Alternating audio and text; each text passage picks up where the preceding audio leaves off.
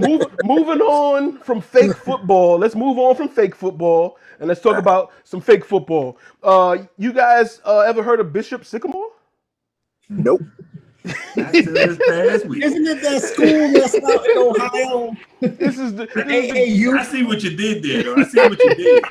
Heard a bishop from Juice. I heard of sycamore trees. So if you combine Bishop from Juice and sycamore trees, you get the greatest hustle in high school football history. ESPN thought it was broadcasting a game between two of the country's best high school football teams on Sunday, but it didn't take long for the announcers to realize that that wasn't the case. The matchup featured IMG Academy, one of, if not the best team in the nation, and Bishop Sycamore, a school that apparently isn't real and has never actually won a game. So, how the hell did this happen?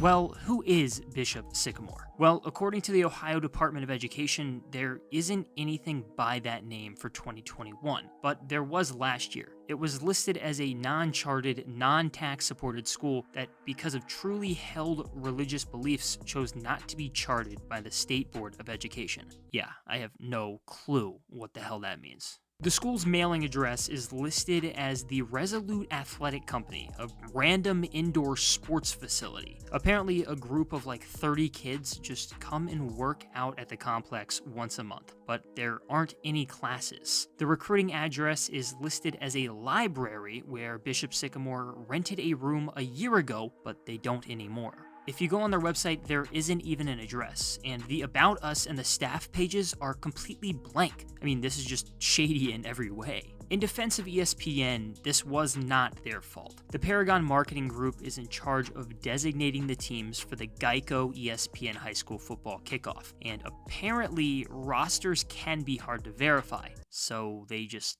didn't, I guess. The roster they gave Paragon was apparently a completely different list of players than who actually played on Sunday. It wasn't the first time Bishop Sycamore has run into some very odd problems. In 2019, they had a game canceled because they didn't supply a roster and didn't make hotel reservations within the 30-day window. Then, a few weeks later, they had a game canceled because the opposing team found multiple players on the roster that were over the age of 18. Some of the players on the roster have even played in JUCO games and are significantly older than high schoolers. Even crazier, Bishop Sycamore played a game on Friday. You can't play 2 games in 3 days in any high school rulebook, and apparently it's not the first time they've done it. Even worse, a lot of the players played both offense and defense in both games, with 1 day's rest. A huge health and safety red flag. One player switched jersey numbers between games before he left due to an injury, like a few other players did. Though it isn't that surprising considering they have mismatched helmets and apparently only one team jersey. On Friday, they played a team called the Stowe Rocks, who they lost 19-7 to, which seems to be pretty normal for Bishop Sycamore. Since becoming a program in 2020, they have lost every game and been outscored 342-49. There have been anonymous emails that claim that many players on the team are older than 19. One former Bishop Sycamore parent said that his son was one of the youngest on the team at 18.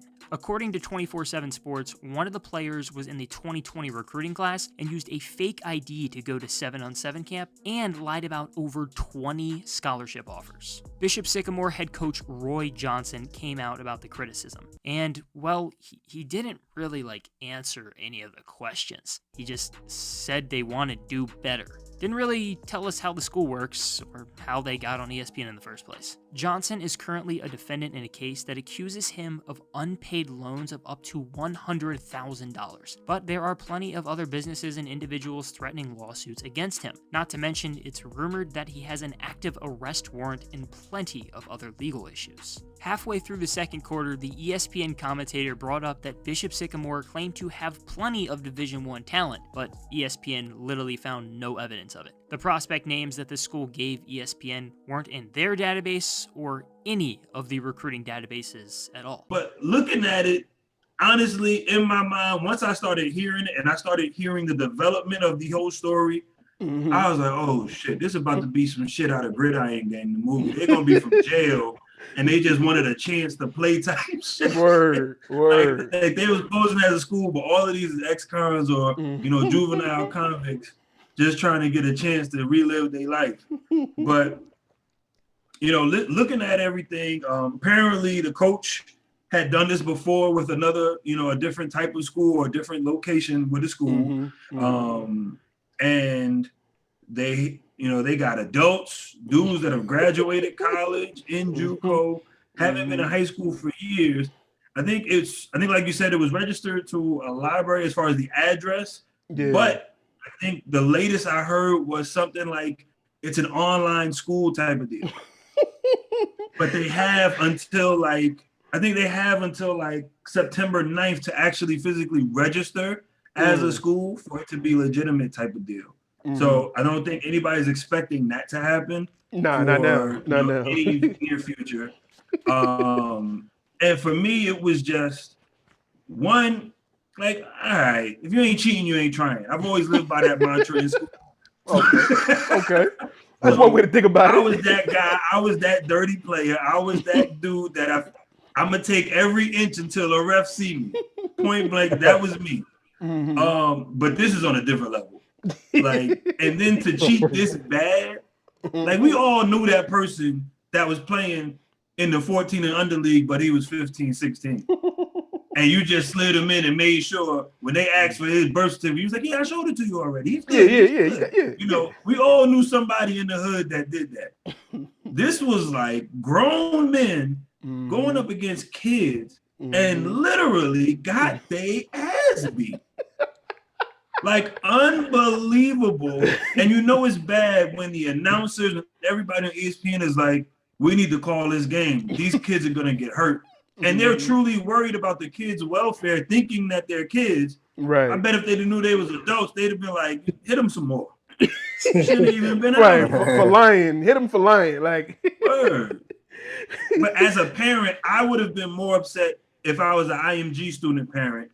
Because now you're playing with my child's livelihood, you're playing with my child's health as a grown adult. Obviously, we all know kids are kids. They can get in the gym all they want, but it's something different when you talk about that grown man strength. Right. Like, I don't want Jared out there hitting my 15-year-old. That's not happening. Like, no. What are you talking about? I'm 17, bro. Right. I don't want. I do not want Jared lining up across from my 15-year-old. Talk about, you all right? All right. No. But yeah, like for me, that was just. And unfortunately. Not to play the race card, like 95% of them kids was black, man. Like that's a real bad look. Like everybody talking about they want to fight for this and fight for that. You shoot yourself in the foot and you take 10 steps back every time something stupid like this comes out. So and that's to piggyback on that sentiment, it was he was the coach was kind of riding that, you want that second chance, and mostly that's the black kids and saying like, listen, you didn't make it. But I got a second chance for you. Come here. Don't worry about grades. Because I think it was one kid was like, he realized after the season was over, we never went to class. And it's like, it took you the whole year to realize that? Like, you just now noticed y'all never went to class?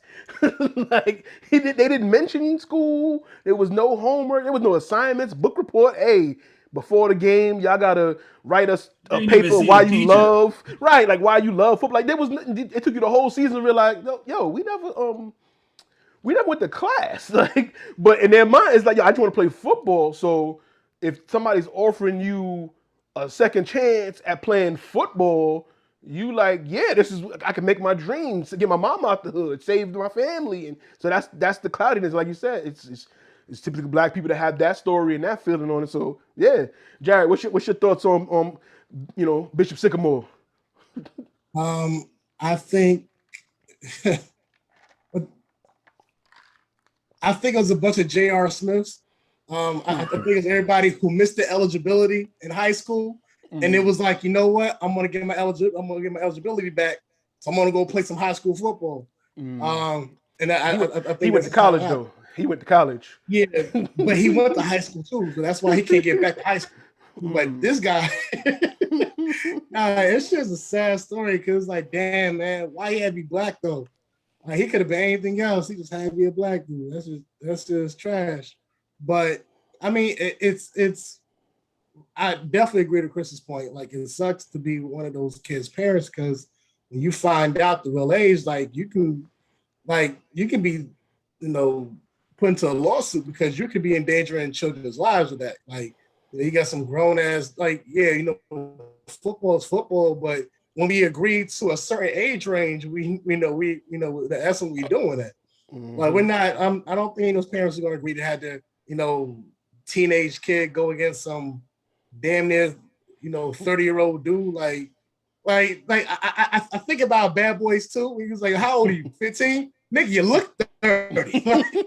Like, that's how half of that team look. Like, and it works because in football, everybody got shields and they got helmets on. You're really not gonna notice like what's going on. So you get to the line and you're like, "Wait, bro, I think your beeper's going off." And he's like saying like, "Beeper."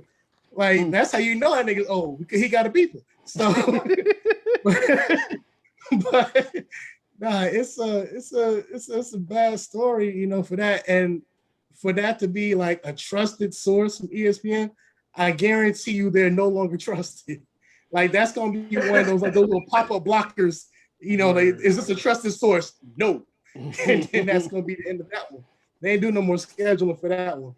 Yeah, they definitely gonna have a wish better it was vetting system. Yeah, Definitely got to improve that. Yeah, because whatever that better system was, it wasn't it. Like, the dude was an ultimate hustler, and he should win an ESPY for being an ultimate hustler of the year. So maybe next year he'll get celebrated for that. But like the memes that came out of it, that's what I live for. The internet shit, like it's just a joke. Like, nobody got hurt, like that. So That's I a good thing. respect that, So I mean, I can laugh about the shit afterwards, but that was definitely some Gridiron Gang meets Friday Night Lights, it's the type shit. President, what you think about that? What you think about Bishop Sycamore, Prez? I don't know too much about it, but from what y'all saying, sound like they was looking like the U out there. So They was looking like the school that Manti Te'o's girlfriend went to. That everybody didn't believe that she existed. It was like, nah, she went to Bishop Sycamore. I told y'all she was real. Like that was what I'm saying. Like it's a crazy story. Like I said, more we're not gonna go too in depth with it because more information is actually coming out every time I look. So we might do a whole episode on that later, because they saying now the kids was, like I said, it was promised school and stuff, and a second chance to get the JUCO. They had them on road trips, had them sleeping on the floor and like not feeding them, starving. Like it's some wild stuff coming out. So I've been trying. Stop saying the kids. Stop saying the kids. Well, some of them were kids though. The grown men, but some of them sleeping on the floor. Some of them were kids. Some were kids. It was a mix. It's a mixture of kids. It's a mixture of, so there's a few. There's a few people in there. With their daddy. It was playing with their daddy. I don't know. Like I'm saying, the story. The rabbit hole is deep. Like, this story is crazier than just they snuck on ESPN. It's like, yeah, but then you look into the history, and then it's funny because they fired the coach, and it's like, how you get fired from a fake school? Like, how y'all gonna fire me? Like, I ain't even work for no. Like, I want to know what he was getting paid. Word. Like, I got so many questions, and like I said, every time I look up something, there's another video or something on YouTube, and they say, yeah, this kid is talking now, and this kid is talking. So it's the rabbit hole. This gonna be on Netflix's Untold series. It's gonna be a documentary, a 30 for 30 something. This is definitely, like I said, every time I look story of Bishop Sycamore. What really happened?